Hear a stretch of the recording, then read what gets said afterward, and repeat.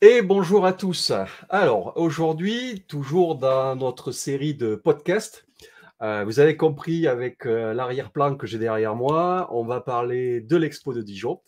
Mais aujourd'hui, j'ai pas un invité, mais deux invités qui font partie, on va dire, de l'essence, de la moelle osseuse qui ont créé et qui tiennent à bout de bras cette expo et qui font tout pour que cette expo ait lieu. Sans perdre trop de temps, je vais très vite les mettre à l'écran et ils vont se présenter. Salut Vincent, salut Patrice. Bonjour. Salut Bruno. Salut à tous.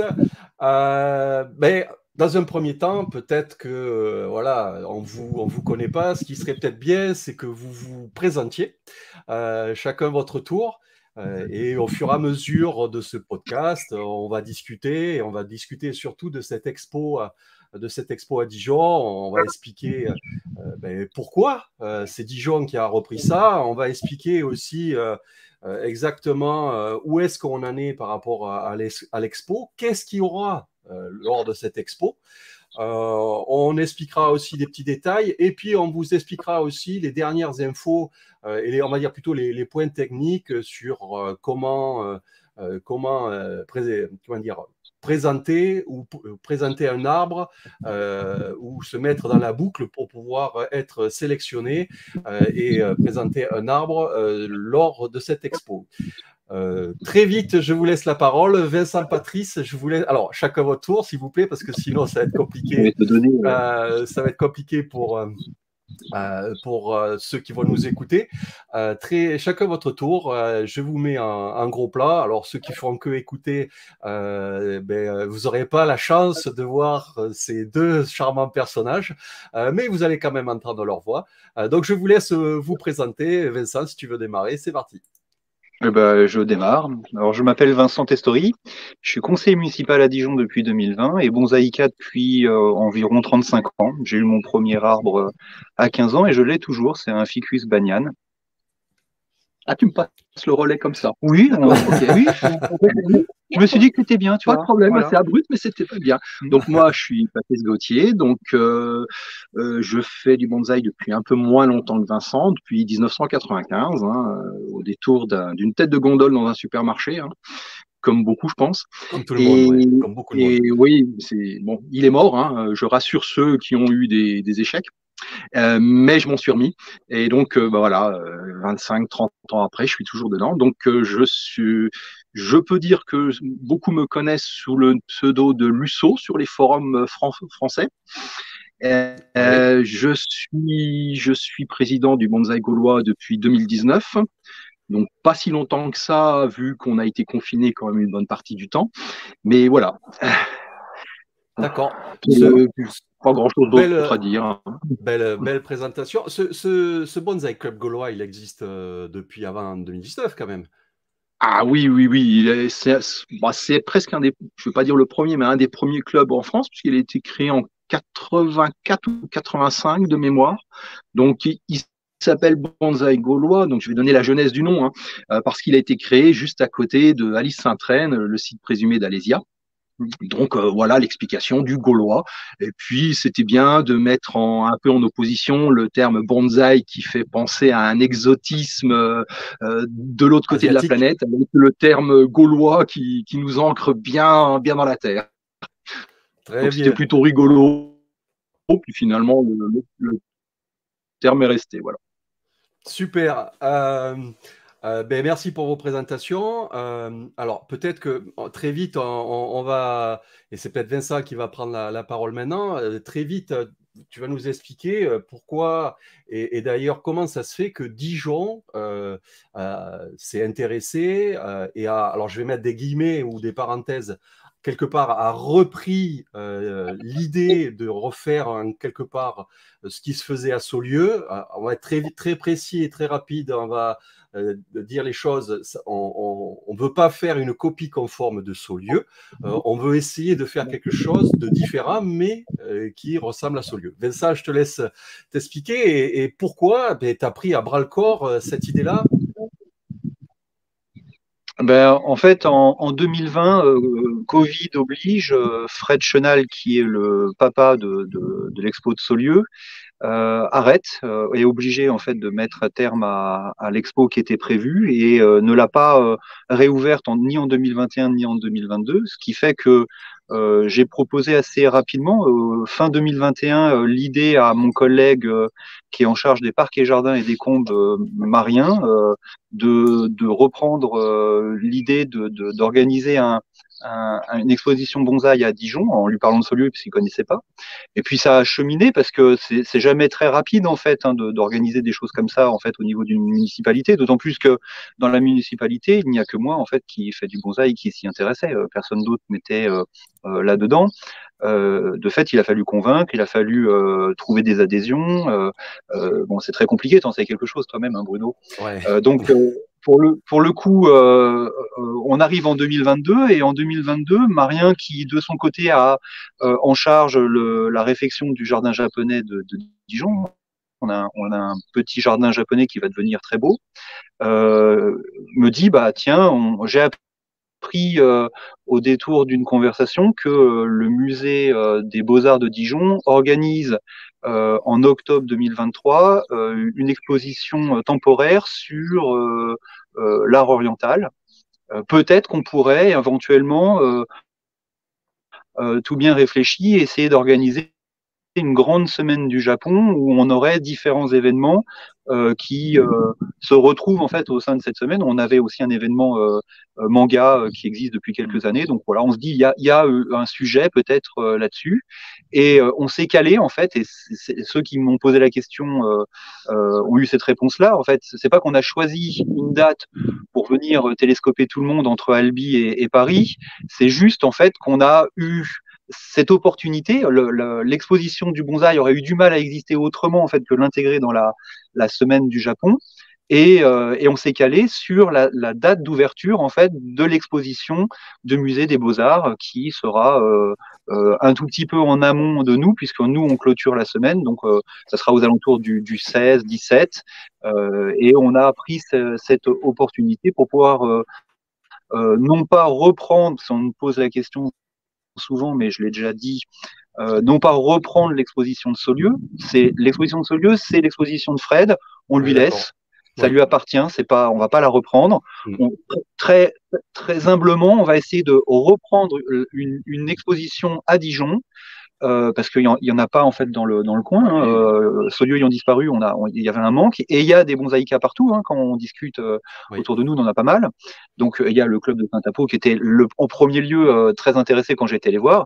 Et il faut quand même noter que sans le club de Saint-Apo, le bonsaï gaulois, ça aurait été extrêmement compliqué. Parce que moi, je suis personne dans le bonsaï. Je connais ni les amitiés ni les inimitiés de personne. J'avais contact avec personne. Donc du coup, j'arrive un peu comme un cheveu sur la soupe avec mon idée et puis mon projet et cette facilité que j'ai par le mandat que j'occupe. Mais c'est tout, voilà. Donc j'essaye de faire avec vous parce que sans vous, j'aurais pas pu, sans Bruno, sans Patrick, j'aurais rien pu faire. J'essaye de faire avec vous quelque chose qui va répondre à un besoin, à une attente. Avec beaucoup de modestie, voilà, on essaye de vous proposer quelque chose de sympa. C'est pas l'exposition de Vincent Testori pour se faire plaisir, c'est l'exposition en fait du bonsaï gaulois de Bruno, de Vincent pour pouvoir répondre au Bonsaïka. C'est le Dijon Bonsaï Show. Exactement. Voilà. Exactement. Et nous, on Voilà, n'est parce rien à que côté. voilà, parce que il faut reprécise Patrick, Patrice, n'hésitez pas, redis le nom et le nom de cette expo. Alors, c'est le Dijon Bonsaï Show. Tout Voilà. simplement. C'était important ce que Vincent vient de nous dire là par rapport aux dates. Ça a été clair. Dijon, tous ceux qui ont organisé, je vais le dire plutôt comme ça, tous ceux qui ont déjà organisé une exposition savent que c'est assez compliqué, que les planètes arrivent à s'aligner. Donc voilà, dès que vous avez des possibilités, et là en l'occurrence, l'avantage qu'on a avec Vincent, c'est qu'il y a une municipalité voilà, c'est Une mairie, sorti. une mairie. Ah, C'est dur très bien, comme c'est mot, hein. mieux. J'ai mis 3 ans à pouvoir le prononcer, moi, tu vois. Une mairie qui le suit et qui le soutient. Et donc, voilà, ça, c'est ce qui a fait que voilà, ce projet a pu naître. Moi, je connais bien la problématique et c'est un peu d'ailleurs comme ça qu'on s'est un peu contacté avec Vincent. Rappelez-vous, je vous avais annoncé une expo à Périgueux, que la ville de Périgueux était super emballée, qu'on allait faire ça au cœur de la ville avec des petits chapiteaux, l'expo dans le théâtre, etc. Et pour une histoire politique, on va le dire comme ça s'était pas fait.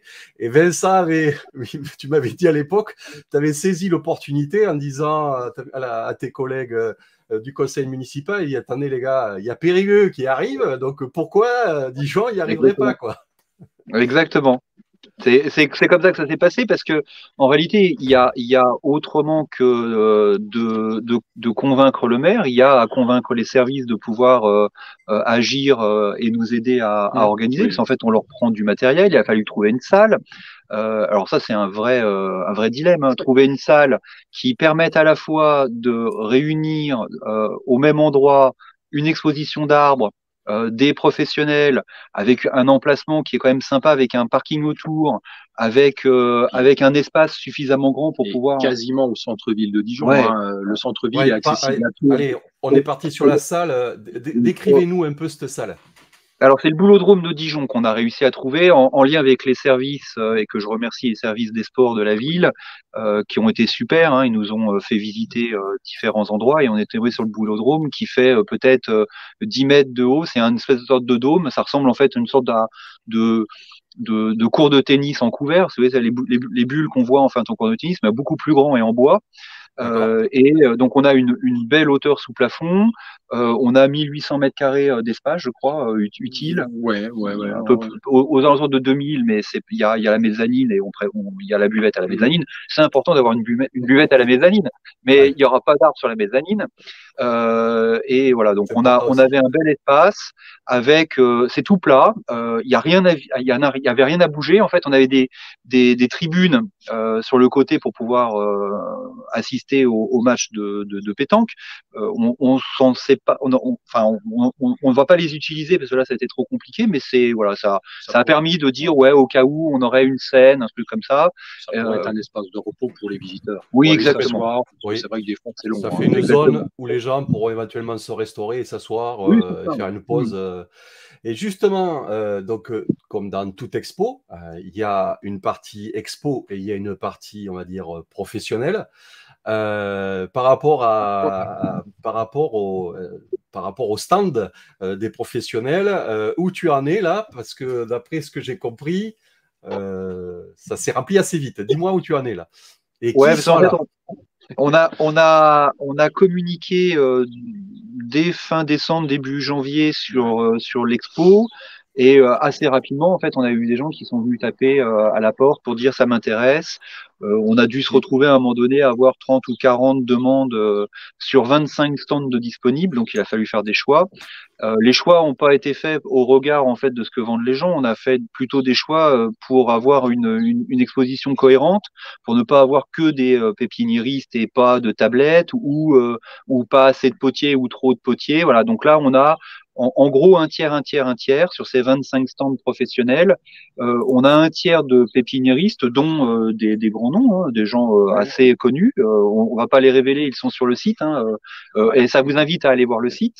Alors d'ailleurs, le site, je vous l'affiche de suite. Vous allez normalement la voir sous la vidéo, là, en dessous de nous, là, normalement, vous avez le site du Dijon Bonsaï Show. C'est un WordPress et vous allez trouver toutes les infos sur ce site-là. Vas-y, continue. Exactement. Sur les pros. C'est actualisé.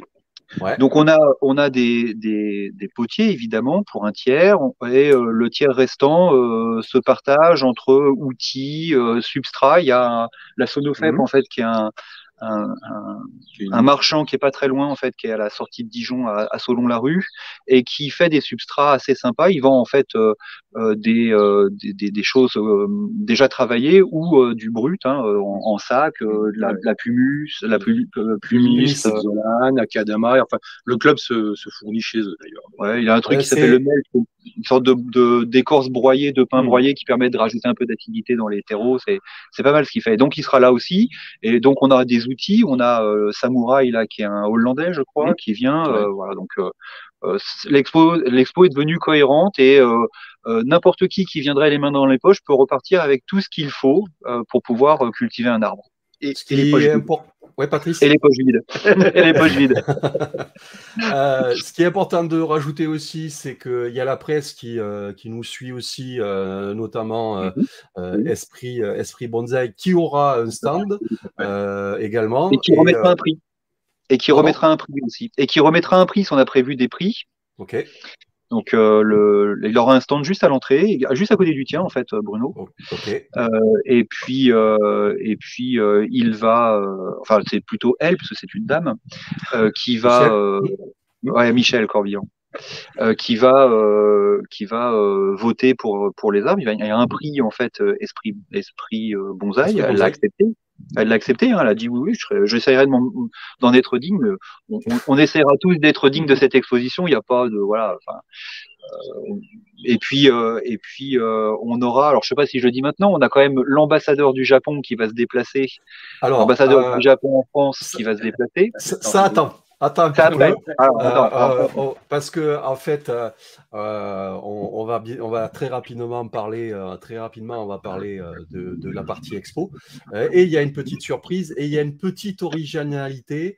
Vous savez, moi, j'ai déjà organisé pas mal d'expos. J'en avais organisé 2 à Albi, j'en ai organisé 2 chez moi. Et avoir le petit truc qui permet à ce qu'une expo ne ressemble pas à une autre expo. Voilà, la petite originalité qui fait que peut-être que ça peut attirer ou ça peut interpeller ou ça peut se dire ça peut être intéressant d'y aller faire un saut. C'est pas souvent facile à voir et Vincent nous expliquera quelle est cette petite particularité. Je voulais finir avec la partie professionnelle. Ce qui est encourageant, c'est que, comme tu l'as dit, on a commencé à faire une publication ou de la pub dès le début d'année et très, très vite, je ne veux pas dire au bout d'un mois, mais au bout d'un mois, un mois et demi, tous tes emplacements étaient pris, quoi. Au bout d'un mois et demi, ouais, parce qu'en fait, on a eu des demandes d'Espagnols, d'Italiens, d'Allemands, on a même un Polonais là avec qui on discute pour avoir des arbres. Ça a été très très vite. En fait, c'est ça, parce que les membres du club ont fait de la pub quand ils ont été au Trophy.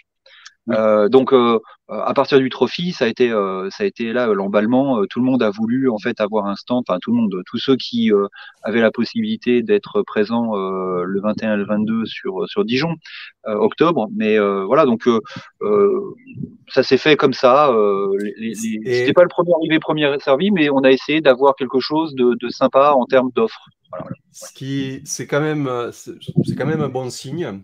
Moi, je trouve que quand vous avez des professionnels qui s'engagent très très rapidement dans une nouvelle expo, c'est quand même encourageant parce que ils sentent quand même le potentiel et ils savent aussi que finalement, quand tu as fait la première, quelque part, on va dire presque, entre parenthèses, automatiquement, ils auront une place pour l'année prochaine, quoi. Et selon, comment dire, l'année prochaine ou à la suivante, voilà, je vais plutôt le dire comme ça. Ce qui est important à savoir, parce que parfois, des fois, pour trouver une place dans une expo, en tant que professionnel, quand tout le jardin, quand tout le village des professionnels est plein, ça peut devenir compliqué. Donc, merci Vincent pour ces détails. Donc, vous l'avez compris, des arbres, du matériel, des pots, des tablettes, de la presse. Donc, vous avez parlé, on est dans le pays du bonsaï gaulois. Là, il faut nous mettre un peu l'eau à la bouche. Là. Il va y avoir une buvette, il va y avoir, pour se restaurer, comment ça va se passer? Explique-nous là. Alors il y a une buvette en fait qui fait une mezzanine, c'est-à-dire que depuis la buvette on peut voir tout en fait la salle avec tous les stands et on aura de quoi faire des belles photos en plus hein, pour ceux qui veulent repartir avec des souvenirs. Donc il y a une buvette à l'étage qui est prévue et qui va être gérée là par le club de pétanque parce que je trouvais assez logique en fait de leur permettre de gérer ça et de pouvoir garder les bénéfices de la buvette pour pouvoir les dédommager parce qu'en fait on leur bloque la salle non pas que le 21 et le 22 mais 3 jours avant pour pouvoir tout installer. Donc, on a 5 jours à bloquer le boulodrome. Donc, voilà, c'est une forme de dédommagement et un remerciement que je pensais pertinent de pouvoir leur donner. Et puis, on va se débrouiller pour avoir en face, en fait, à la sortie immédiate du boulodrome, deux food trucks qui feront en fait de la restauration chaude à emporter et on va essayer même de trouver en fait de la restauration typée japonaise si c'est possible. Alors, cela dit, on a de quoi en fait mettre des choses sympas parce qu'en fait on a le champion du monde de burger à Dijon qui a aussi un food truck qui s'appelle Foodies et on a le champion de France de sushi aussi à Dijon. Donc c'est pas un problème de trouver en fait des gens qui font de la nourriture de qualité à Dijon. Bon, donc normalement, on ne devrait pas mourir de faim. Par rapport à pour revenir un peu sur la salle, la salle par rapport au centre-ville, on est loin, on n'est pas très loin. Dans 10 minutes à pied. Ouais, oui, mais il n'y a pas besoin d'aller à pied parce qu'en fait, on est à 5 minutes, même pas à 4 minutes du tram. Il y a un tram qui va direct au centre-ville. Direct en centre-ville. Donc, Voilà. Alors, on est un petit peu excentré du centre-ville. C'est pas l'hyper-centre parce que c'est un boulodrome, un palais des sports qui est juste à côté, donc c'est pas au centre-ville. Mais celui qui veut venir du centre-ville à pied ou y retourner depuis l'exposition, il mettra moins de 10 minutes pour y aller. Pour les fans de basket, c'est juste à côté du stade de la JDA. Exactement. Donc voilà, donc vous l'avez compris, au niveau parking, il n'y aura pas de souci. Alors, vous pouvez du coup amener votre conjoint ou votre conjointe parce que finalement, ouais, j'imagine qu'il n'y a rien à voir à Dijon. Rien du tout. Rien du tout. Il veut nous taunter, ce monsieur. Qu'est-ce qu'il nous fait là il nous provoque. Non, mais nous, on fait de la vigne, comme je te disais tout à l'heure, on fait du vin, nous, monsieur. Non, mais tu peux pas savoir. Non, tu te peux pas savoir. Non, moi, dès que j'ai dépassé la Dordogne, après, je connais plus, c'est le nord. Donc, voilà, tout se fait dans le sud-ouest chez nous. Donc, voilà. Alors, pour faire un peu de teasing, on a eu en fait un classement cette année dans le Time où la ville de Dijon est parmi les 50 villes les plus attractives du monde et il n'y a que 2 sites français, la Polynésie française et Dijon. Alors ils l'ont baptisé le paradis des gourmets dans le Canard.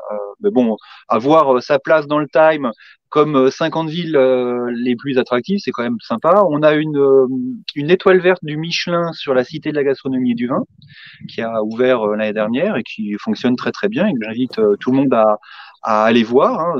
Là, par exemple, c'est à quelques arrêts de tram. Il n'y a pas besoin de faire beaucoup de changements, beaucoup de trucs. Voilà, on peut aller voir la Cité de la gastronomie. C'est très sympa. On a le musée des Beaux-Arts qui est en centre-ville.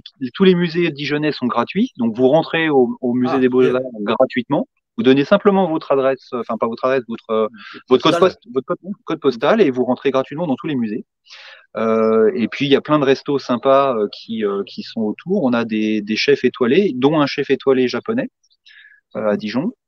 Voilà, donc on est quand même axé sur la nourriture, la gastronomie, le vin. Il y a évidemment de quoi manger et boire sans excès. Pour le dire. Celui qui veut repartir avec des caisses de vin dans son coffre après le week-end, il y a toute la côte des vins à visiter. Hein. Exactement. Si le conjoint n'est pas branché bonsaï, vous inquiétez pas, il ou elle trouvera de quoi s'occuper à Dijon. Oui. Et vous aurez du mal d'ailleurs à la retrouver. Il faudra sans doute s'appeler pour savoir quand vous savez que vous allez vous retrouver, parce qu'il y aura tellement de choses à voir dans cette semaine du Japon que l'événement bonsaï ne sera pas la seule chose que vous pourrez avoir le plaisir de découvrir. Alors, je voudrais juste rajouter. Oui, excuse-moi. J'aurais juste rajouté sur le site internet, j'ai créé une petite page que j'ai appelée Autour. hein, et qui regroupe pour l'instant quelques liens sur ce qui peut être fait autour de Dijon. Très bien. Ça va s'enrichir au fur et à mesure, hein. C'est vrai que octobre, c'est encore assez loin, mais oui, on va l'enrichir avec des choses beaucoup plus, enfin, pas plus intéressantes que ce qui est déjà là, mais par d'autres choses. Voilà. Voilà, ce qui est bien pour le coup, c'est que quand vous êtes un conjoint ou même un bonsaïka, quand tu as tourné 10 fois Ouais. dans la salle, bon, des fois tu veux peut-être t'aérer et avoir la possibilité d'être à moins d'un quart d'heure du centre-ville et de pouvoir visiter des choses, ça peut être intéressant. Voilà, c'est peut-être le plus aussi qu'il y a par rapport à ce qu'on avait à Saulieu, où Saulieu, une fois que tu avais fait le resto, l'oiseau, tu étais un peu dans la campagne, quoi. C'était un peu perdu. Là, l'avantage, c'est que vraiment, on est pas loin du centre-ville et d'une activité culturelle et touristique. Donc, on a fait le tour au niveau des pros. Par contre, on n'a pas précisé. Il y a combien de pros à peu près? 25. Alors, je remets mon petit grain de sel, hein. La liste des professionnels qui est validée est sur le site aussi. On a une page avec la liste de tous les professionnels. Comme ça, D'accord. si quelqu'un veut venir et veut précommander chez ce professionnel-là, ben, il sait qui viendra. Notamment Donc, pour les potiers, si vous voulez commander un pot et le récupérer sur place, vous avez en ouais. fait tout le détail sur le site. On peut peut-être en citer quelques-uns. Moi, donc, perso, j'y serai. Il y aura Olivier Barrault parce qu'on est souvent en stand commun. Au niveau des potiers, j'imagine qu'il y a Greg. Tout à fait. Greg Bref, sera là, oui. vas-y. Didier Bah, Schuller autour des arbres, ouais. Au, Terre au en niveau des, vadrouille, enfin voilà, je vais pas tous les citer parce J'ai- qu'ils sont assez nombreux. ouais. au Mais niveau des, il y a en fait les potiers qu'on a l'habitude de retrouver sur pas mal d'expositions. Voilà, donc ils seront présents sur les outils. On a Wabi Sabi, on a, je disais tout à l'heure, Samouraï qui fait Ouais. plutôt de quoi travailler des bois Oui, morts, oui. voilà. Bon, super. Et donc, voilà, comme l'a précisé Patrice, n'hésitez pas à aller voir. Donc, vous avez bien vous avez Oui, oui. On le l'adresse voit de l'autre mail, côté. pardon, pas l'adresse mail. Vous avez l'adresse du site de l'expo de Dijon où vous allez trouver toutes les infos. Et vous l'avez compris, on est à peu près à 25-30 professionnels. Sur Euh, les arbres, on a quand même de quoi Patrick Bozelli de Bonsaï Araki. Il y a Olivier qui aura aussi des arbres. Mhm. Après, qui c'est qui On a il y a les deux Italiens là. Satsuki Bonsaï. Mhm. ok, Bon, il y a le choix. super. Euh, Alors ensuite, là on va aller sur la partie expo. Sur la partie expo, vous pensez, allez, on pense avoir, dans l'idéal, l'objectif, c'est d'avoir combien d'arbres exposés? On a un emplacement pour entre 50 et 60 arbres. Ok, Sachant que l'idée principale sur laquelle on est parti, c'est de ne pas. Alors, je sais que c'est souvent un vœu pieux, c'est de ne pas trop entasser les arbres. Et on oui, va essayer au maximum que les présentations soient aérées. oui. Alors je dis vœu pieux parce que souvent, quand les arbres arrivent, c'est difficile d'en mettre à l'écart. Donc on va essayer de gérer ça avec des arbres du club qui seraient là, tu vois, pour éventuellement être enlevés et laisser de la place pour les autres. Mais grosso modo, on a entre 50 et 60 compos possibles. Ok, donc là, donc déjà, on a reçu on a reçu déjà pas mal de candidatures. Cette vidéo est là aussi pour vous dire qu'il y a toujours des possibilités d'inscription Bien sûr. et il faut absolument faut pas se dire, parce que le souci, c'est plus tard, vous vous dites, oh, c'est en octobre, c'est bon, je ferai ça en septembre ou à la rentrée.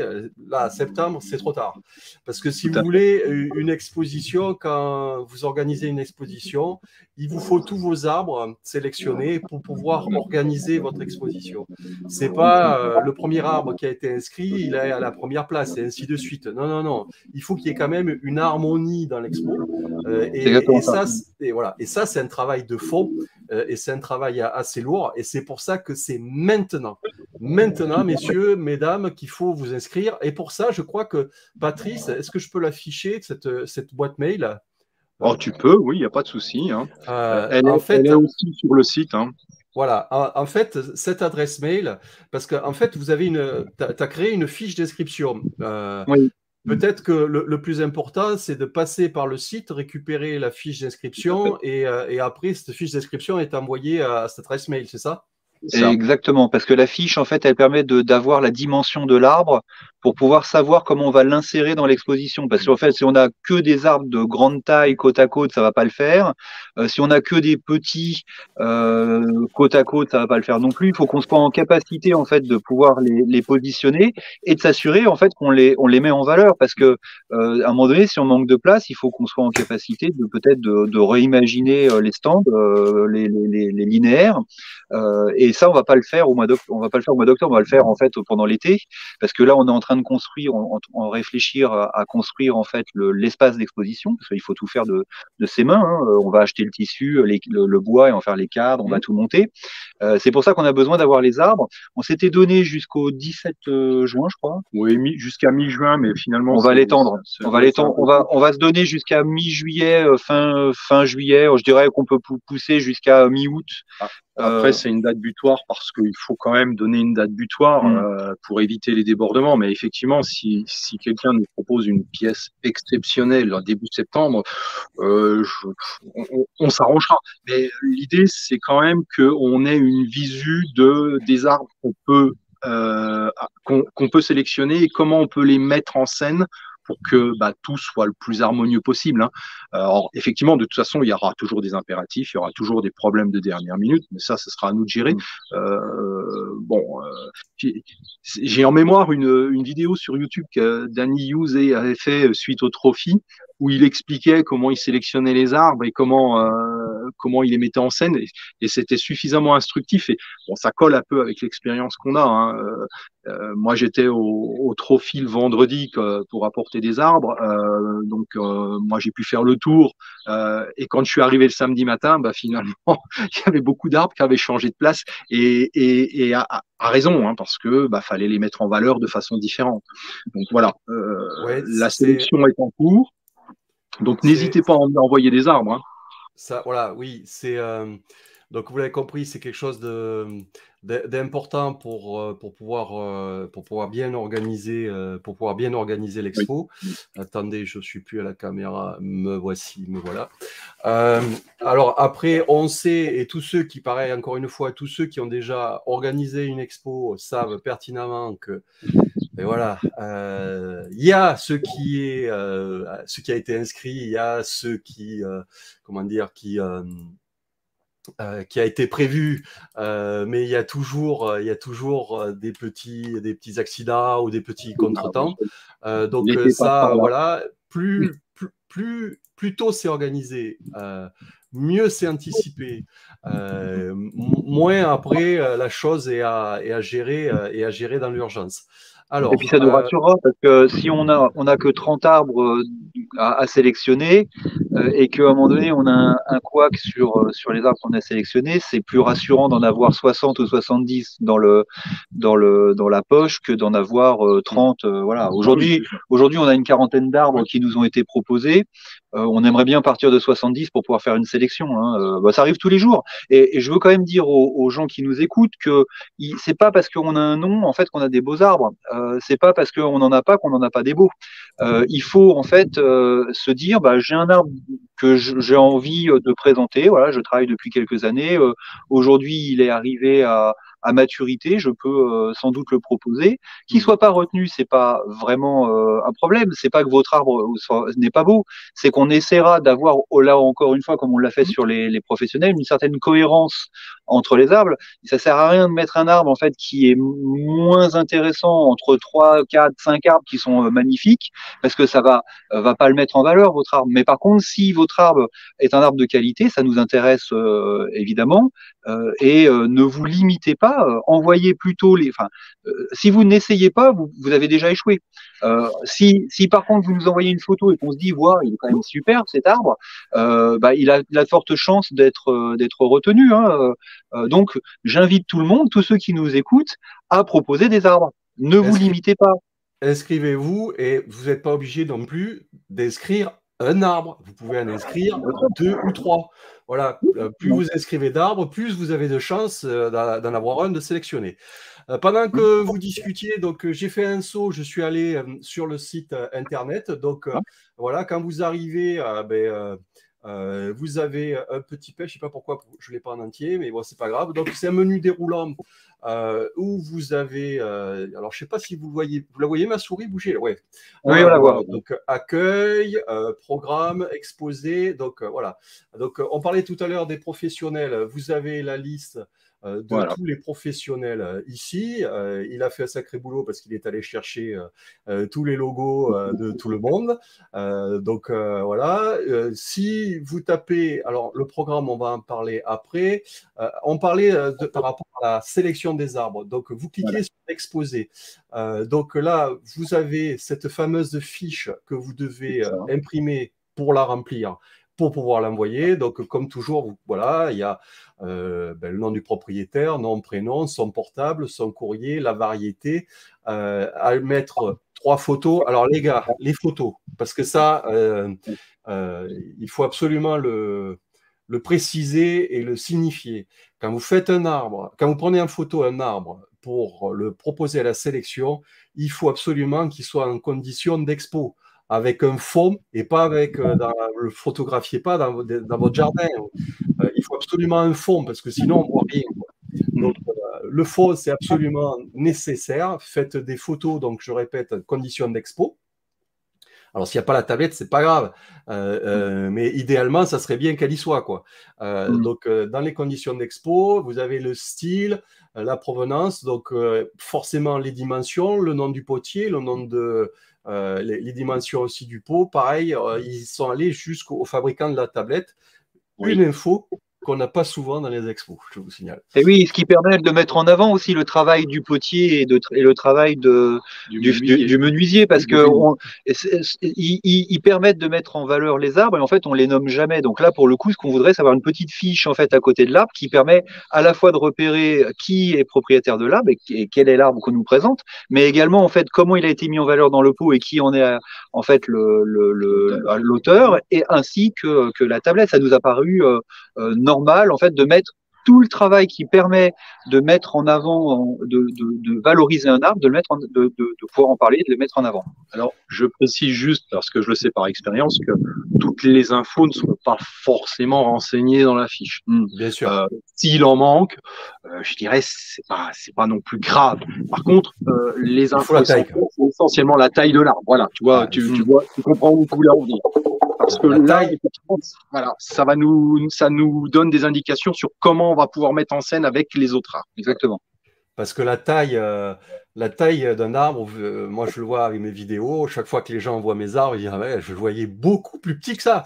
Et même en vidéo, alors qu'on pourrait avoir un peu de 3D, la photo, vraiment, ça écrase, quoi. Donc on n'arrive pas à déterminer s'il fait 1 mètre ou s'il fait 50 cm. Quoi. Donc c'est absolument nécessaire de mettre la taille et je répète, photographier vos arbres avec un fond. Je continue à me balader sur le site. Donc là, tout à l'heure, tu l'as cité, tu as cette petite rubrique autour. Donc là, vous avez des infos sur Dijon Métropole, la cité gastronomique. Et il y a des petits liens, la cité gastronomique, le champion de France de sushi, putain, vous avez bien appris vos leçons, les gars. Tout est cité là. J'ai fait les professionnels. Information pratique. Qu'est-ce qu'on a là-dessus? Ah, oui, ça, c'est une info qu'on n'a pas donnée encore. Donc, bon, vous avez l'adresse, forcément. Ouais. Est-ce qu'on l'a mis l'adresse sur la fiche? Je ne sais pas. Non, c'est indiqué juste Boulodrome. D'accord, ouais. Donc, si vous tapez sur WhatsApp, non, sur Google Maps. Ouais, sur votre GPS, je vais le dire comme ça. Si vous tapez sur votre GPS Boulodrome Dijon, je pense qu'il ne doit pas y en avoir 10. Hein. Non, d'accord. Il va vous y amener direct. Ouais, exactement. Donc, je ne sais pas si vous voyez bien tous les deux là par rapport au site internet. Oui, on voit bien. L'entrée, est-ce que vous pouvez parler du tarif et des heures d'ouverture? Alors, on a prévu une entrée à 5 euros, mais on ne fera pas payer sur les 2 jours si vous venez 2 jours. On n'a pas prévu de se mettre de l'argent dans les poches. L'idée, en fait, de faire payer l'entrée, c'est surtout pour pouvoir payer, en fait, le matériel, tout ce qui nous permet, en fait, d'organiser l'exposition, parce que ça coûte cher. Là, on est sur une estimation budgétaire à 20 000 euros, la salle étant offerte par la mairie. Mais si on avait à la louer, là, ce serait encore pire. Oui. Donc, il faut bien qu'on puisse payer, en fait, le tissu, les cadres qu'on va fabriquer. Et on a des avances de frais aussi. On doit avancer. Par exemple, vous avez vu la fiche qu'on a fait faire. Bah, il y a un imprimeur derrière. Il y a quelqu'un qui nous a fait des flyers. Il faut bien faire des avances de frais. Voilà, exactement. Donc, ça paye toute la logistique. Personne ne gagne d'argent, il faut quand même le dire. Moi, je gagne pas d'argent, Patrice non plus. Toi, tu nous as rien demandé par rapport à ça, tu n'en gagneras pas non plus. Personne ne se met de l'argent dans la poche en demandant 5 euros à l'entrée. Ça rembourse simplement ce qu'on a eu à payer ou ce qu'on aura à payer dans la durée. Et on voulait surtout éviter les montants qui sont quand même assez importants dans certaines expos spécialisées. Saulieu ou Trophy, c'était des tarifs beaucoup plus élevés. Mais comme on est à 2 pas du centre-ville de Dijon, on veut aussi laisser, je dirais, aux badauds, aux curieux, la possibilité de rentrer en famille sans que ça soit un montant dérisoire. C'est pas le prix d'une place de cinéma, pour info. Donc voilà, oui. Ça peut permettre de découvrir sans se ruiner d'une entrée, parce que les gens à 25 ou 30 euros l'entrée ne rentreraient pas. Puis honnêtement, ça le justifierait pas. On n'a pas une dimension d'exposition à ce stade qui justifierait 25 euros. Là, l'idée, c'est de pouvoir rembourser ce qu'on a eu à payer, et la ville va nous aider puisqu'on a demandé une subvention associative auprès de la ville qui sera votée le 17 de mémoire, juin prochain, pour nous aider à avancer les frais. Parce qu'évidemment, sortir 20 000 euros de notre poche, on ne pourrait pas. Et par contre, le deal qu'on a avec eux pour pouvoir être quasi sûr de l'avoir, de l'obtenir, on a quand même un peu dealé, c'est que au regard des entrées, en fait, on va avoir un jeu de crédit débit, on va avoir une recette et une dépense, et donc du coup, ça va annuler une part de la subvention qu'on renversera après à la ville. Voilà. In fine, la ville, ça va lui coûter 3 000 à 4 000 euros, quoi, en tenant compte des entrées. Ce qui est important aussi de dire, c'est que l'entrée est à 5 euros, mais que c'est gratuit pour les moins de 16 ans. Exactement. Tout à fait. Toujours dans cette idée d'essayer d'attirer, comme tu dis, le badaud, celui qui a aucune idée de ce que c'est un bonsaï, quoi. Ça revient un peu aussi dans cette idée de développement un peu de la culture, ou de faire découvrir comme tu dis, à des badauds, à des gens qui ne connaissent pas qu'est-ce que c'est cette histoire de bonsaï.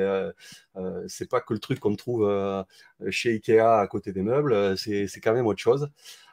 Si vous avez la chance de regarder cette vidéo, là, vous avez une photo aérienne du boulodrome où vous voyez ce qui est en gris, là où il y a des arbres, et là où je passe ma souris, où on voit déjà avec la photo aérienne qu'il y a des voitures garées, il y a la place pour se garer. Voilà. Il y a 2 parkings à gauche et à droite, et il y a à 100 mètres un énorme parking qui est tout est gratuit, ouais.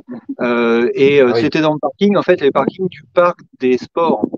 Donc, il y a en tout et pour tout peut-être 1000 places de parking autour du boulodrome. Il n'y a aucun problème pour se garer. Alors, on a parlé des professionnels, on a parlé de l'expo. Est-ce qu'on parle, parce que ça serait bien de parler d'eux quand même, de nos invités, des invités d'honneur? Oui, alors en fait, Patrice me fait remarquer la bande passante en fait consomme énormément de ressources. J'avais commencé avec 70%, je suis à 9% de batterie là du téléphone.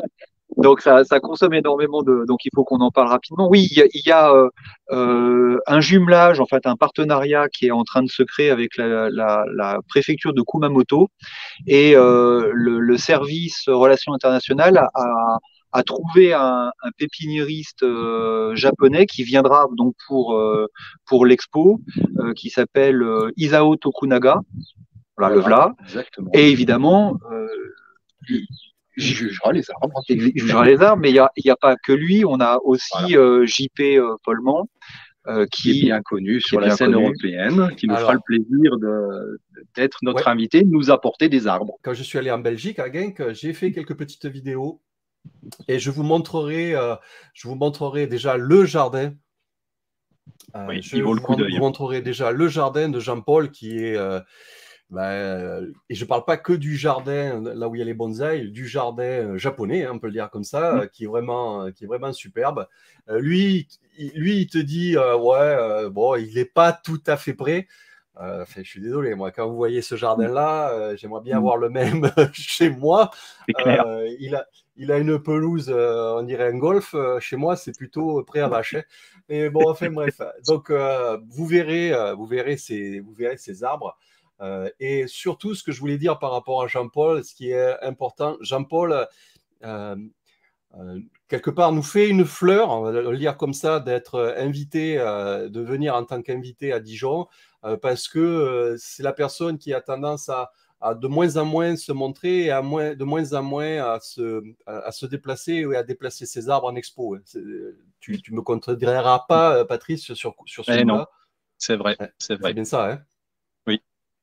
C'est quelqu'un de très discret, très accessible, mais très discret. Donc, on est super content qu'il ait accepté notre invitation et qu'il vienne nous rendre visite.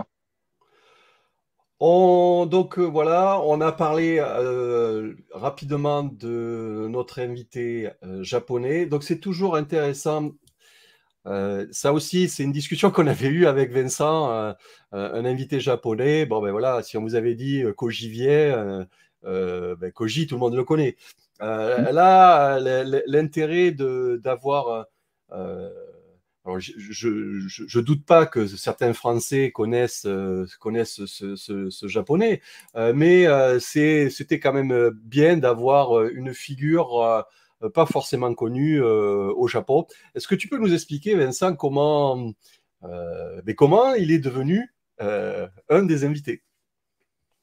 En fait, la ville, comme je le disais précédemment, la ville de Dijon, en fait, va dans le cadre de la semaine du Japon, développer des partenariats économiques, culturels avec la région de Kumamoto. Et j'ai demandé en fait au directeur des services relations internationales s'il était possible de me trouver, parce qu'en fait, il se trouve que le directeur des services relations internationales est un bonsaïka du club, donc ça peut aider.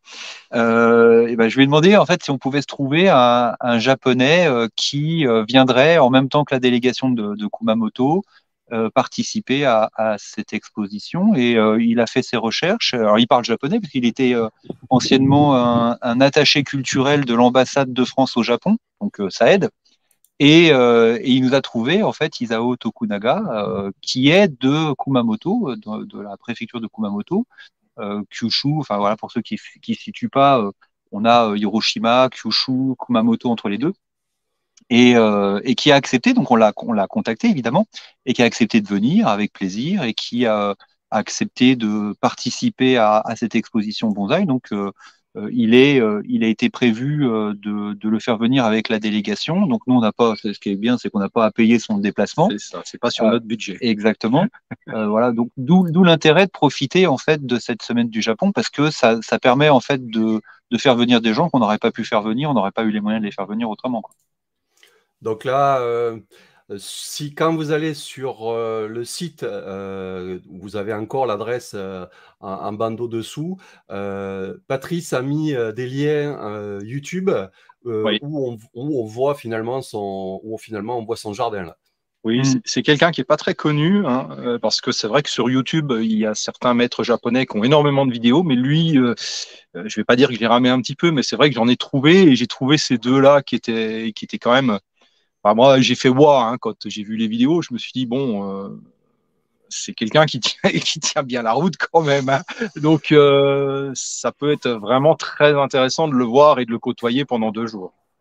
Alors, moi, je l'ai regardé vite fait, cette vidéo. Ce que je trouve intéressant, c'est que j'ai l'impression qu'il travaille du résineux, j'ai l'impression qu'il travaille aussi du feuillu. Donc, j'ai l'impression qu'il travaille pas mal d'essence. Et au niveau des résineux, il y a autant de pins que de genévrier. Alors, ceux qui voient la vidéo, ben, je ne sais pas si vous voyez la qualité des arbres qui sont en train de défiler. Là, il y a des genévriers de fou. Bon, là, il y a un petit pin. Il y a un petit pin, bon, voilà, ok. Mais juste derrière le petit pin, là, il y a deux genévriers fantastiques. Il y a une compo, là, sur roche, on dirait. Voilà, il y a quand même du matos. L'avantage... Alors, attendez, j'ai perdu ma souris, voilà. Je vais accélérer un petit peu. Voilà, si on regarde bien, Il y a de ben, très belles voilà, pièces. c'est pas comme producteur, c'est aussi un maître bonsaï. Il y a quand même de superbes arbres. Et la pépinière, à mon avis, mérite aussi à être visitée. Oui. Voilà, il y a quelques plantes. Il y a quelques plantes d'accompagnement. Ah, on voit son intérieur avec une expo, de poterie. Donc c'est toujours, voilà, ce que j'aime bien au Japon, c'est que c'est toujours très sobre. Des tablettes aussi, très originales, cette grosse là, celle-là aussi. Et l'atelier qui me semble bien plus rangé que le mien, sans aucun, sans aucun doute. On joue Donc dans la même voilà. catégorie, Bruno. Ouais, voilà. Alors, n'hésitez pas à aller cliquer aller faire un tour sur le site internet. N'hésitez pas à aller voir les deux vidéos que Patrice a pu dénicher. Il y a une chose qu'on n'a pas parlé encore, c'est les prix. Alors, peut-être que la petite surprise de tout à l'heure que j'ai pas voulu que tu me dises, j'ai pas voulu que tu dises de suite, en lien avec l'ambassadeur. Explique-nous ça. Alors, toujours la même personne, en fait, le directeur des affaires internationales de Dijon a réussi à me mettre en contact, déjà à avoir un intérêt pour la semaine du Japon. Donc, il va, il a des liens en fait dans le cadre de cette semaine, mais de créer un intérêt de la part de la part de l'ambassadeur pour l'exposition Bonsaï. Et après, il m'a mis en contact en fait avec tout le service de l'ambassade. Et puis, je suis en contact régulier. Ils m'ont demandé le programme, ils m'ont demandé beaucoup de choses en fait. Évidemment, c'est protocolaire, donc on est obligé de caler notre programme sur le temps qu'il peut nous accorder et il faudra qu'on en parle quand même parce que les arbres que vous nous proposerez, si vous nous en proposez, il faut absolument qu'ils soient installés pour 18 heures le vendredi, même 17h30 le vendredi, parce que l'ambassadeur du Japon en France viendra faire un tour, faire une inauguration avec le maire de Dijon, François Rebsamen, et faire un tour de l'exposition à 18h, parce qu'il a une contrainte horaire à 18h40, où je crois qu'il prend un train à 18h40. Donc en fait, on va lui envoyer les photos des arbres en amont. Il va faire déjà une présélection, lui, de ce qu'il veut, sur quoi il veut voter, exactement. Il va les voir en vrai, parce que évidemment, on ne peut pas voter sur des photos. Et il votera avant de reprendre son train à 18h40. Donc il faut absolument qu'on soit installé à 17h30, sinon vous raterez en fait le premier prix, qui est le prix de l'ambassadeur du Japon. Mais ça ne veut pas dire que vous serez pas en capacité de concourir pour les autres prix, mais ce serait quand même dommage. Il y a 14 prix en tout, on a prévu 14 prix. Ça serait quand même dommage de rater celui-là. Voilà. Donc il y a une contrainte et le protocole évidemment de l'ambassade nous a contraint à nous caler en termes de programme en tout cas sur les votes. Là on explique sur le déplacement de l'ambassadeur. Alors, c'est une contrainte, mais quelque part, c'est normal. Et puis, des personnalités comme ça, arrivé à un moment, il faut aussi s'adapter à leur agenda. Ce que je voulais surtout souligner, les gars, c'est que avoir l'opportunité ou avoir la possibilité d'avoir un prix décerné par l'ambassadeur du Japon en France, c'est pas tous les jours. Donc, voilà, donc c'était important de le dire, c'était important d'enfoncer le clou là-dessus. Donc, je le répète, si vous voulez avoir une chance d'avoir un prix décerné par un ambassadeur, vous avez encore une fois l'adresse qui est indiquée du site internet pour proposer vos arbres à la sélection. Alors, je pense que... Ouais, en réalité, Bruno, pardon de te couper, mais il votera 2 voire 3 fois l'ambassadeur. Il vote pour lui seul. En fait, il y aura personne d'autre qui votera sur le prix de l'ambassadeur. Il n'y a que lui. C'est le prix décerné par l'ambassadeur du Japon en France. Il y a un autre prix qu'on a prévu, c'est le prix de Kumamoto. Le prix de Kumamoto, c'est l'ambassadeur du Japon en France qui vote, Isao Tokunaga et la petite délégation en fait de Kumamoto qui viendra également. Donc il vote 2 fois l'ambassadeur, mais il vote en fait officiellement pour le prix de l'ambassadeur qu'une fois. Là, je dirais que c'est le plus grand prix. Et après derrière, vous pouvez effectivement aussi avoir un prix décerné par l'ambassadeur du Japon, mais pas que. Là pour le coup, c'est le mais pas que. Isao Tokunaga, qui est quand même un maître bonsaï, il a quand même la légitimité pour voter, et les Japonais qui vont l'accompagner, qui viennent en fait de la région de Kumamoto. Voilà. Alors si voilà. ça vous intéresse, voilà en fait le prix. Hein, vous le voyez par rapport à ma main.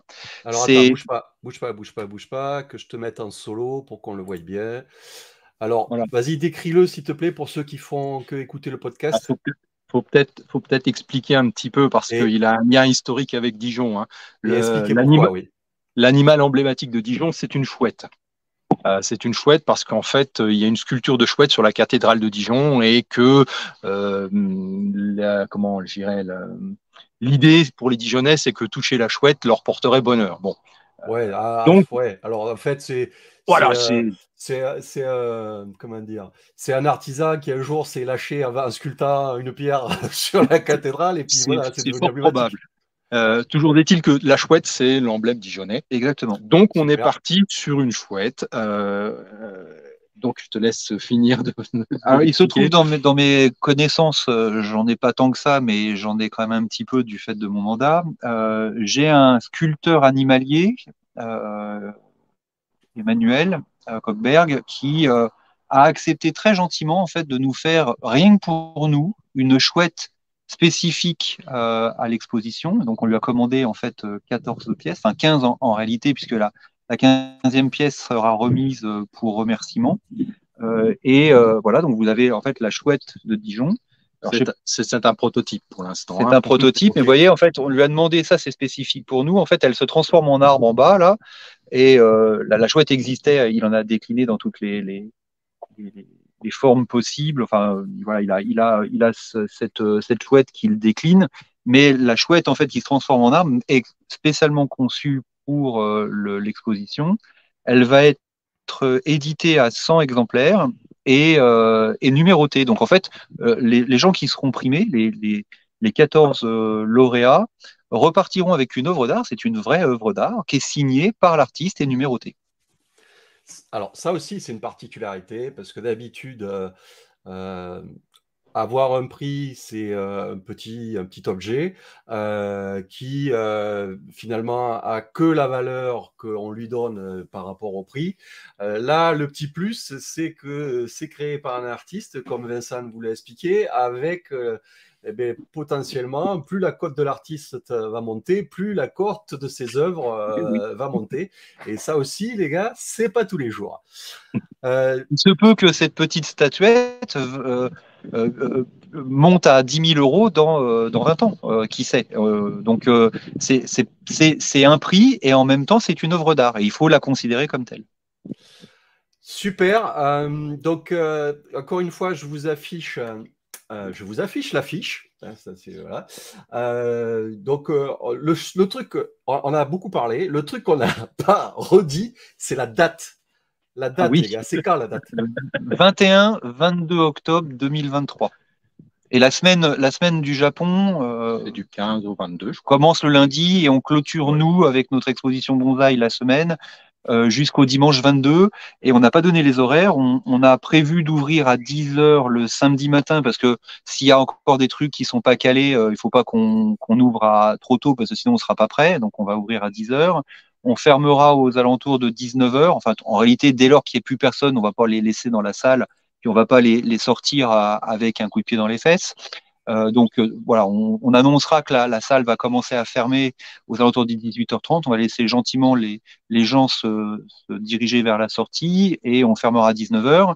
Et on réouvrira le lendemain à 10h pour fermer là beaucoup plus tôt parce qu'il faut que les gens aient la possibilité déjà de plier leur stand et après derrière de prendre la route. On a des Espagnols, des Italiens, des Belges, des Allemands, Des un Français. Hollandais. Des Français. Et des Français, faut pas qu'on les oublie. Ouais, on les oublie pas, mais je crois que le plus loin, ça doit être le Hollandais. Il doit venir de plus loin. Voilà. Donc, on fermera aux alentours de 16h le lendemain. Et puis, on sait très bien par expérience que le dimanche, souvent en milieu d'après-midi, alors ça dépend de l'affluence, mais bon, ceux qui viennent de très loin, ils ont dans la tête l'idée du retour. Donc voilà. Ouais. Et puis, ceux qui viennent du Périgord, c'est encore plus compliqué, parce que il faut couper à travers la France, il n'y a pas d'autoroute, c'est encore plus long. Si, t'as l'autoroute qui passe par le Massif central, elle est très belle en plus. Oui, mais elle elle est la nord-sud, 89, elle est pas en mais diagonale. c'est un peu, ouais, soit tu dépenses tes sous dans l'autoroute, soit tu les dépenses dans les radars. C'est un choix. Dans les choses que je voulais préciser et te demander, Vincent, Oui. est-ce qu'il y aura un pot? Est-ce qu'il y aura un repas de gala? Est-ce qu'il y aura ce genre de choses? Il est prévu un repas de gala. Évidemment, les gens qui exposent des arbres seront invités. Il y a un repas de gala en fait avec un chef japonais, alors qui fait de la cuisine française, mais qui était étoilé à Dijon. Super. Voilà, Bon, on a prévu alors, ça. Et puis on aura un pot le vendredi soir, mais j'imagine que le protocole, là, c'est pas moi qui vais le gérer, le protocole de Et la le ville. samedi soir pour la remise des prix. Oui. Et je voudrais juste ajouter que pour l'instant, sur le site internet, la liste des prix n'y figure pas, mais elle sera ajoutée dans les jours qui viennent. Oui, pour la petite anecdote, en fait, j'ai joué, alors les noms des prix, c'est moi qui les ai proposés. J'ai joué sur la chouette. Il va y avoir le prix du chouette feuillu, le prix du chouette pin ou conifère, je ne sais plus comment je l'ai appelé. Voilà, on a joué sur le nom de la chouette pour l'associer au prix.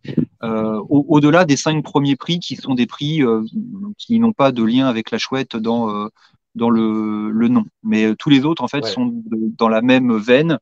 On l'a raccordé avec la chouette harmonie, le chouette feuillu. Enfin, je ne vais pas vous faire la liste, vous l'aurez bientôt, mais elle apparaîtra bientôt. Et en fait, à chaque prix est associé en fait des votants. Il y a un prix, par exemple, qui est remis par les exposants eux-mêmes, enfin les professionnels qui pourront voter. On a prévu de faire voter les élus de Dijon Métropole qui seront sur place. Alors, c'est pas tous les élus, parce qu'en fait, la métropole compte beaucoup de communes, mais ceux qui veulent voter pourront le faire, et ce prix-là sera le prix en fait de Dijon.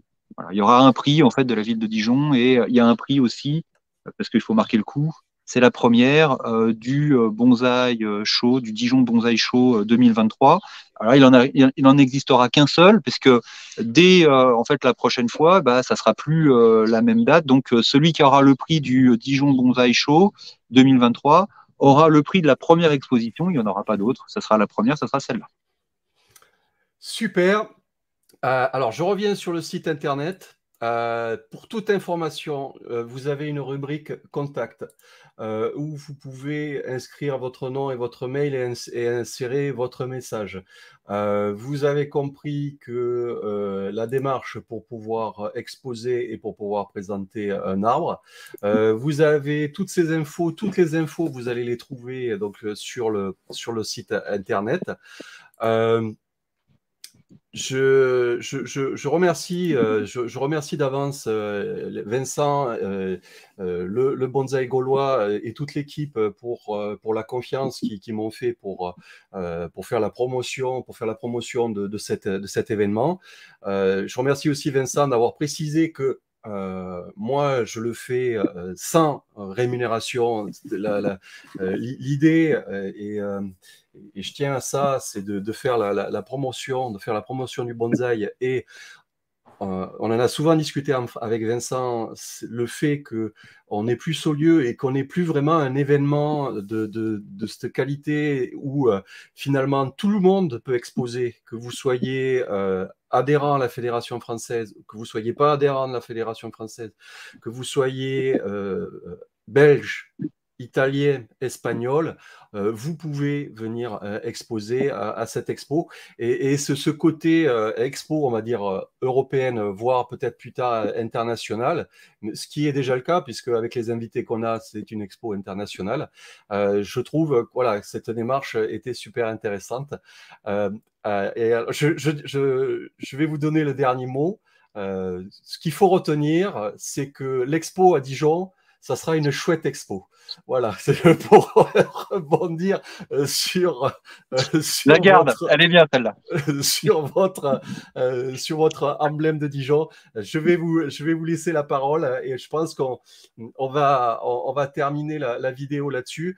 Si éventuellement c'est trop compliqué pour vous d'écrire ou d'envoyer un mail, vous avez toujours la possibilité aussi de mettre un commentaire sous la vidéo ou sous ce podcast et je me ferai un plaisir, ainsi que Vincent et pour le coup Lusso avec son pseudo des réseaux sociaux, on se fera un plaisir bien sûr de vous y répondre pour vous donner des informations. Vincent, Patrice, je vous laisse le dernier mot. Alors, juste, moi, je voulais rebondir sur ce que tu as dit avant, qui est super important. C'est vrai que nous, on n'a aucune étiquette. L'idée, c'est de faire la plus jolie expo qui soit. Donc, on est quand même plusieurs membres du club du bonsaï gaulois qui avons participé et donné la main à Fred Chenal quand il faisait ses expositions. Donc, je dirais, on part pas de rien. On a un tout petit peu d'expérience. Donc, on va essayer de profiter de ça pour faire la plus chouette exposition. Et je voulais aussi, tiens, remercier un petit peu tous les gens du bonsaï gaulois parce que, bon, moi, je suis le président, mais je ne suis qu'un rouage du club. Derrière, il y a quand même plein de gens qui participent. Hein. Je vais pas en nommer parce que je voudrais pas en oublier, mais ils sont tous là derrière, donc c'est quand même aussi une équipe. Hein. Et même si parfois je communique peut-être pas assez bien, je sais qu'ils sont là, donc c'est quand même aussi psychologiquement très important qu'ils soient là. Donc, je tiens à les remercier. Et puis, tous mes amis du bonsaï. Voilà. Donc, je leur fais un petit coucou et puis je passe la parole à Vincent. Moi, je remercie toutes les personnes avec qui j'étais en interaction, ne serait-ce qu'une seule fois, qui m'ont aidé. Les gens de Molévrier, de Vivier-au-Court. J'ai beaucoup échangé avant de tomber sur toi, d'ailleurs, que je n'avais pas tes coordonnées, Bruno. C'est quelqu'un en fait d'une autre exposition qui me les a donnés, et je les remercie sincèrement parce que c'est par rebond et justement par cette entraide entre nous, bonsaïkas passionnés qui avons juste envie de proposer une belle exposition à l'ensemble de ceux qui s'y intéressent, qui nous ont permis en fait de monter tant bien que mal cette exposition qui est quand même de longue haleine et un vrai gros boulot. Merci encore à Patrice, au bonsaï gaulois, à Jean-Luc, à David, pour pas les nommer, qui sont hyper impliqués et qui nous aident quasi au quotidien pour nous faire avancer. Donc merci à tout le monde. Pardon si j'ai mis un peu les pieds dans le plat en télescopant un peu certaines dates. Je vous ai expliqué la raison d'être. Voilà, on a prévu de faire, si on a une belle expo qui remporte un franc succès, en fait une biennale, ce qui nous permettra de souffler un peu entre deux expos, parce que tous les ans, on n'aurait pas pu tenir le rythme. Donc, si en fait l'expo fonctionne, ça deviendra une biennale, pas forcément dans une semaine du Japon, mais indépendamment. Évidemment, là, on avait une petite salle. Demain, pourquoi pas le parc des expos de Dijon, 70 exposants, 70 arbres, va aller savoir. On commence petit, on est là vraiment avec beaucoup d'humilité à essayer de faire quelque chose. C'est pas notre exposition, c'est la vôtre. Donc exposez des arbres, venez, profitez de Dijon, c'est une belle ville, elle a tout à offrir. Si vous voulez bien manger et bien boire, pour une fois que vous boirez du bon vin. Je rebondis. Il faut aussi que je la fasse. Pour une fois, vous boirez du vin. Ah, bon. Oh Bon, En allez, tout cas, on fera une le battle. Bourgogne est plutôt apprécié, donc venez le déguster. J'aurai le plaisir de vous voir sur l'exposition et de vous conseiller des adresses en direct live. Vous verrez, on a de quoi se régaler, on a de quoi profiter de la vie. Nous sommes en Bourgogne des épicuriens. Et en plus de ça, nous aurons une très belle exposition grâce à vous et pour vous. Donc venez nombreux et surtout proposer des arbres. C'est vraiment important qu'on ait quelque chose à présenter. C'est pas qu'on en manque aujourd'hui, mais je préférerais avoir encore, comme je l'ai dit tout à l'heure, beaucoup de choix que peu de choix et une exposition qui soit moins qualitative. Voilà. Donc c'est encore une fois votre exposition, c'est pas la mienne. Elle est faite pour vous et j'espère qu'elle vous satisfera et qu'elle elle répondra à vos attentes. On vous attend. Merci. Avec vos femmes, avec vos enfants, venez nombreux, ramenez les copains, il y a de la place. Si vous avez besoin en fait qu'on vous donne des lieux, des noms d'hôtels pas loin, n'hésitez pas à poser la question. Vous avez l'adresse mail de Patrice, il me relaiera. On vous trouve ça. Là, j'ai négocié en fait déjà, j'ai commencé à négocier, j'essaie de négocier auprès des hôteliers des tarifs sympas. Auprès de la gare, j'ai un tarif sympa, pas très cher, avec un hôtel, je crois que c'est un 4 étoiles, avec un spa et une piscine intérieure pour 100 euros, quoi. Donc, Pour un petit week-end, les amis, ça peut être sympa. exactement. Voilà, n'hésitez pas, en tout cas.